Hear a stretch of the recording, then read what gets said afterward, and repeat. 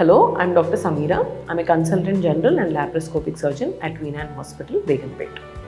So today I'll be talking about one important topic, very common topic, cholelithiasis, ante gallbladder lo stones. So ee gallbladder lo stone formation enduku jarugutundo ivalu chuddam. So basically when I'll tell you the basic physiology. So asal gallbladder ante enti, dani function ento first chuddam. Liver is an organ that detoxifies and metabolizes all the products.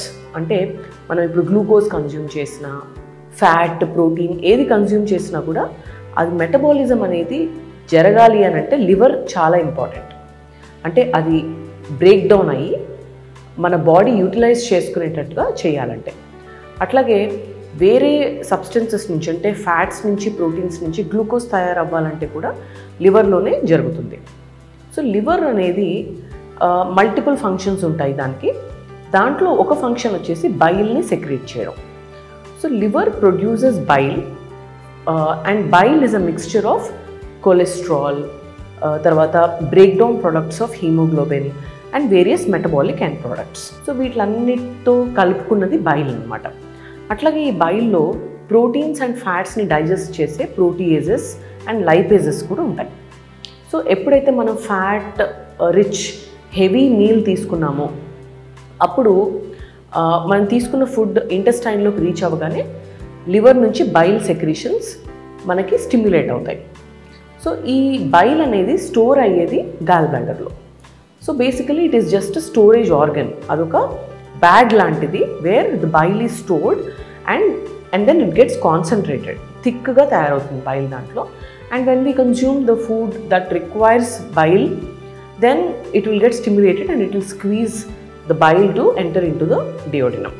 So when the bile stays in the gallbladder during its storage time, that's when sometimes stones అనేవి precipitate అవుతాయి.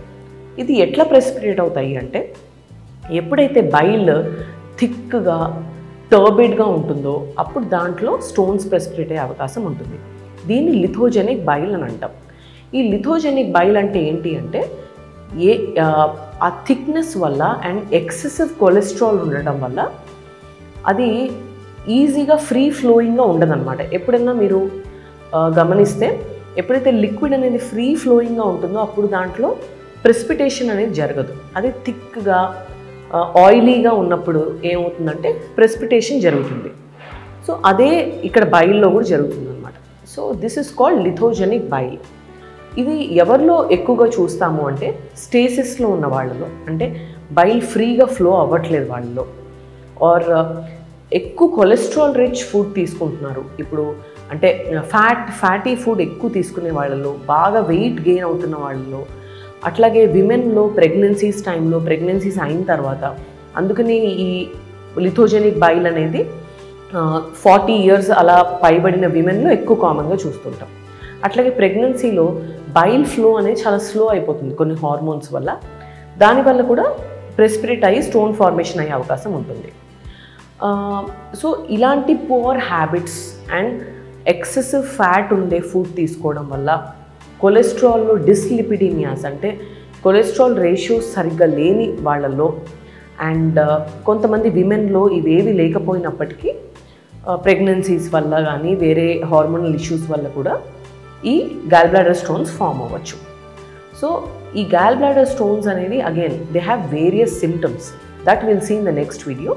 So this is the common reason why lithogenic bile happens and stone formation happens. Again, there's a very small percentage of other kind of stones like pigment stones and other kind of stones. ఎవర్లో అంటే hemolytic anemias అనే ఒక problem ఉన్న పేషెంట్స్లో, అంటే sickle cell anemia, thalassemias or hemolytic disorders, ITPs, ఇవన్నీ ఉన్న పేషెంట్స్లో కూడా కొన్నిసార్లు ఆ హీమోగ్లోబిన్ డిగ్రేడేషన్ ప్రోడక్ట్స్ ఎక్కువగా ఉండడం వల్ల కూడా కొన్నిసార్లు పిగ్మెంట్ స్టోన్స్ అని ఫామ్ అవుతాయి. But that category is entirely different and that's a very small percentage of the disease అనమాట. సో బేసికలీ స్టోన్ ఫార్మేషన్ జరగకుండా ఉండాలి అని అంటే కొలెస్ట్రాల్ చాలా జాగ్రత్తగా మెయింటైన్ చేసుకోవాలి, ఫ్యాటీ ఫుడ్ ఎక్కువ తీసుకోకూడదు, ఆప్టిమల్ BMI మెయింటైన్ చేసుకోవాలి, ఎక్సెసివ్ వెయిట్ గెయిన్ జరగకూడదు, and daily mobility and exercise తప్పకుండా ఇంక్లూడ్ చేసుకోవాలి. Thank you.